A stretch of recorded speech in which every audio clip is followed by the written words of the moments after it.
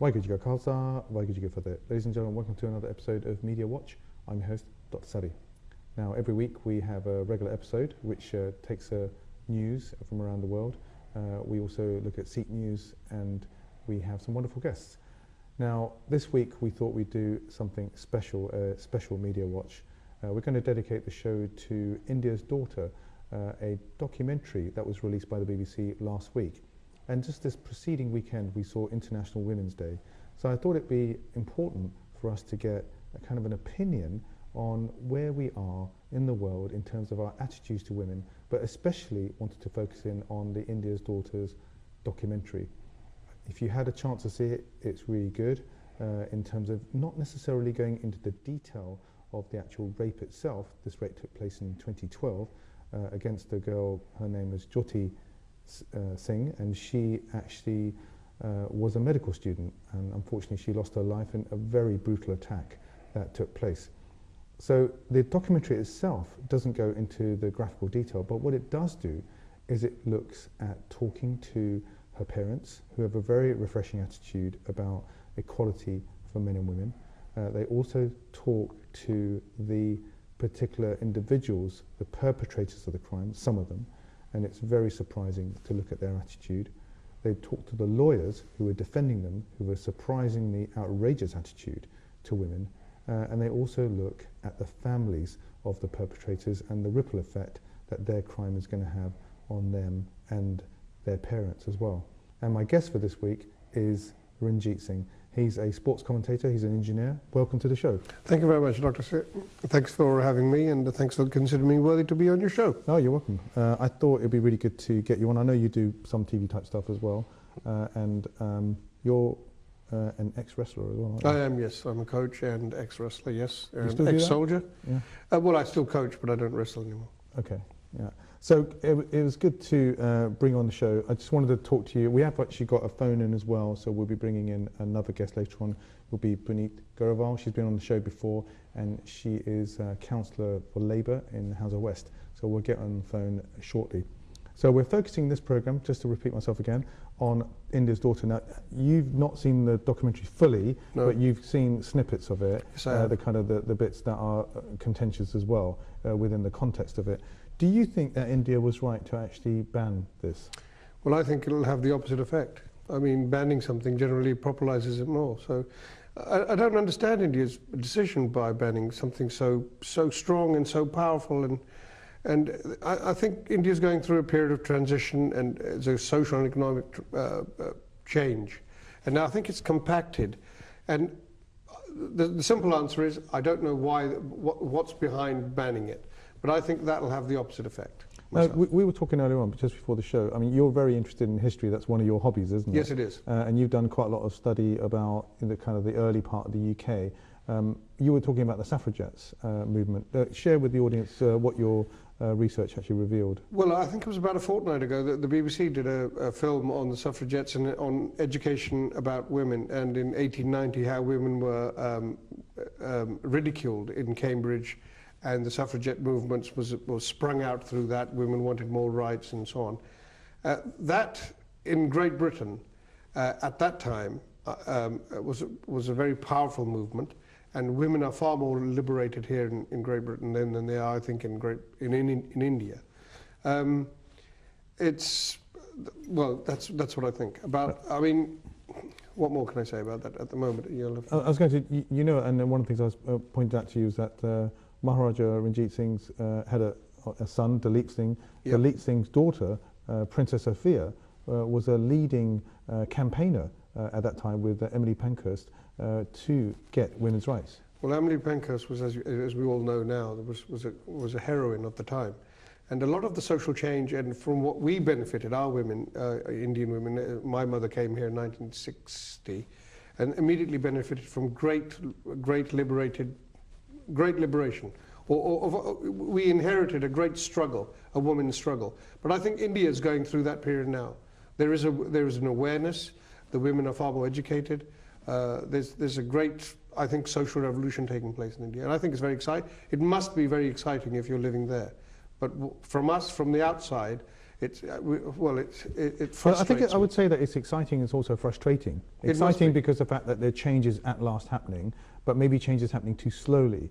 That would be my point. In 2012, when this particular rape took place, right, there was something like 30 days of people going on the streets, men and women, fighting for change, right? So wasn't it disturbing to see water being sprayed at them and tear gas and men and women being beaten in the streets, women being beaten in the streets with sticks, you know, to say, why are you actually kind of protesting against this particular, you know, heinous crime, you know? Well, India's crowd control is draconian, Right. and that I mean, that's all I can say about that. But it was wonderful to see women come out and protest in a very powerful way, and 30 long days. I mean, something is wrong in India. We're going to bring our guest out onto the show. Welcome, Puneet, to the show. Hi, Savi. Thanks so much for joining us. I know you're a really busy person. Just a quick introduction to Puneet. As I said before, she is a Labour councillor for Hounslow West and very busy, and really glad that she managed to join us for some time to just talk about this documentary that I really want to focus the show actually on. Now, we were just talking literally with Ranjit Singh. We were talking about the reaction to basically the protests that took place in 2012. It's pretty bad to be able to chuck water and, you know, like water cannons and tear gas out into the crowds. What's your view of that? Why was there such a kind of an awkward reaction to people asking for basic rights? I think the outrage was really because people weren't given those rights, and when it comes to light and they realise that that's something that's lacking in their society and something they want to fight back. So it was an eye opener really into how people feel and the way they express themselves and the way they're being able to or having to express themselves. Do you think that I mean, people talk about education. If women are, you know, people are educated better, you know, men and women, about equal rights. Because I say women as well, because if it's a family situation, you know, there are all kinds of awful situations like dowry and that kind of rubbish that operates. You know, people need to stand up and be challenging those particular things. That the rights of women ultimately can come through education, but is that the only route forward? No, so I think it's not a large part of it's education, but we've got to look at culture, politics, upbringing. It's all of those things curtailed in one. And if one of those is missing, so say it's the family and it's the upbringing, then all of the other signifying factors are not going to have the impact they need to have. So yes, education plays a big part of it, but what about the many in India, let's say, for an example, that are unable to get that education? How and in which ways are they going to be taught and made to understand that women are on an equal footing now? They're not. So we've got to look at everything as a whole. We've got to look at politics, government play a huge role in this, and culture. I think it's a very good point about access to education as well, because the documentary does talk quite extensively about the fact that these particular individuals, I'm not saying that rape necessarily happens in a poor background, because it happens in you know, people that are maybe rich as well. You know, so it's kind of an endemic problem across society, and we'll talk about statistics in the UK in a bit. But it's interesting that the documentary makes out the fact that these particular men, the 6 of them, were from a poor background. They were literally fighting to survive. They get jobs elsewhere. That, you know, what are they going to do with their spare time? Get drunk, look for opportunities to, you know, abuse, and that seems to be the only route for them to actually get any entertainment, by actually chasing women and causing mischief. I think, as I said, so that specific example, so the men there that were very poor were unable to have been educated, of course that being no excuse for the actions that they decided to take on that specific day. But a way in which people like that could be helped, I think, is by government. And now we've got a new government in India, a government which stands itself aside from any other government that has been in power in India. So I think it's for them to find ways, maybe be those voluntary ways, be those access centres, somewhere for them to be able to not only educate these people, but make them understand why the beliefs that they hold, why women shouldn't be seen the way in which they are. And another quite an interesting thing that I was thinking about whilst I was watching the documentary was, you know, we watch all of these Bollywood movies. I think Bollywood has a huge part to play in all of this. Nowadays, you watch movies and you see all these actresses and the sort of things that they wear, the way they make it look like it's okay for men to be throwing money at them whilst they're dancing to different songs. You know, that has a big part to play in the way, for example, rickshaw drivers are going to perceive women walking around on the street gone 7 o'clock, be that them going from college to home. So I think we've got to look at everything in the circumstance. So, you know, Bollywood, as I said, a leading factor in India in the way in which the poor would perceive women to be culture, religion, politics, everything. It's a very good point, because we had a guest recently who was talking about the terrible situation in terms of the killing of girls before they're born, right? Oh, yeah. And we actually, I'm just going to bring Ranjit in now, we were talking about this actually on the way here, when you were talking about the fact that maybe 40, 50 years ago, many of the original films had rape scenes in them, didn't they? Well, when I was at boarding school from 69 to 74, in India, in the late 60s and early 70s, almost every single film had a rape scene in it, and there'd be a woman in it, there'd be a hero who would come and rescue her, and she'd be wearing a white sari, and he'd be ripping it off slowly, and, you know, sexualizing the whole scene. Thing, and yeah. It was a whole just... And that was in almost every single film back in the late 60s and early 70s. Now that must affect the psyche of the layman. But I don't think that today, and again this was from my guest Jaspreet, who was on, and she was talking about the fact that sometimes there's musicians, you know, modern day musicians who may be playing some kind of Bhangra song or something, and it will actually be very derogatory about women and who they are, you know, and that kind of it. So it's not just movies, it's entertainment, it's media. You know, the whole thing is actually geared against over-sexualization of women. I'm not saying that's an excuse. I'm just saying that the responsibility for treating women and men the same, but having respect for women doesn't seem to be there. I was going to say, would you agree with me if I said, could this be, shall I say, corporate capitalism? Could this be? Because every film has to make a profit. They're driven by a profit motive. And showing a little bit of leg or a short skirt or a sensual dance has a mass appeal. But on the other, as they say in England, sex sells. But what I would say is that there's two to three different arguments here. Number one is women should be able to wear whatever they want to wear, yes, right? They're okay, free, without free actually having anything. that kind of Yep. kind of somebody, you know, luring at them, right? Yep. In terms of whether or not it's used in a movie for sexualization. Puneet, I'm going to bring you back in here quickly. There's a lot of talk also about not giving people enough time to grow up, you know? Sure, we've got video games and there's things like that, kind of the game where you can go and shoot people and hurt people. Okay. Yeah, and so therefore those kind of video games are being introduced to kids at a younger age. So I kind of worry about them, worry about those kids, that, and especially even little girls, you know, in terms of the over-sexualization, in terms of selling them particular types of clothes which would be inappropriate, you know? Because I know that, it's, like I said before, you know, skirts and trousers is fine, but when it becomes a sexualized item, even if you look at things like 50 Shades of Grey, the amount of publicity that's associated with 50 Shades of Grey, which is a particular story of a particular deviancy, you know, is that just the public being curious, or do you think it's somebody like, as Ranjit is suggesting, wanting to make money out of this thing? I think I definitely agree. There is that element of corporate capitalism, and we've got to think, would those films in India that are now becoming hits around the world be that if they didn't have those scenes? But it's a way of having to be able to curtail that type of capitalism.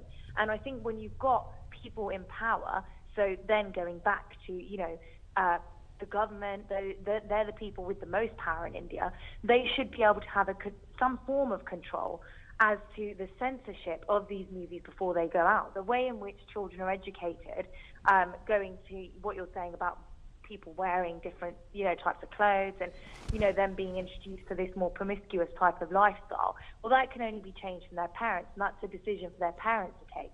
And then you gave the example of 50 Shades of Grey. Again, the focus is very much put on the woman being that type of person. the woman seen as the kind of, you know, the more sexualized person, and it's never the men, and it's never going to be in a rape. Whenever a rape happens, even in this country, and you have somebody's put an allegation of rape, everyone thinks, no, well, maybe she's just making it up. And a lot of people do at the moment think that maybe she's just making it up because that's the trend of the way the world's going. It's about having that control, and it's about education is a big part of it. But I don't think it's okay, and I'm sure this is not what we're saying, but I'm sure it's not okay just to say it can go on. So I think this documentary and what we're going to talk about really does give us an opening eye to what the problem is. It shouldn't have taken us this long to realise this is a problem, and now we've got to rectify, and we've got to rectify it as soon as possible. So let's talk about quickly, while you're on, what is your view of the attitude of the defence lawyers? Now, they've made comments which seem to be quite obscene and outrageous in terms of what they feel, in terms of the rights of women, in terms of the way they're perceived in society. I think one of them had said, I'm paraphrasing now, about the fact that India is the best culture and there's no place for women. I would have thought that if you didn't have a woman, you wouldn't have the next generation. So, and I think the Bar Council of India has come down hard and issued the two lawyers, their names are M.L. Sharma and A.K. Singh. Their comments are in the documentary.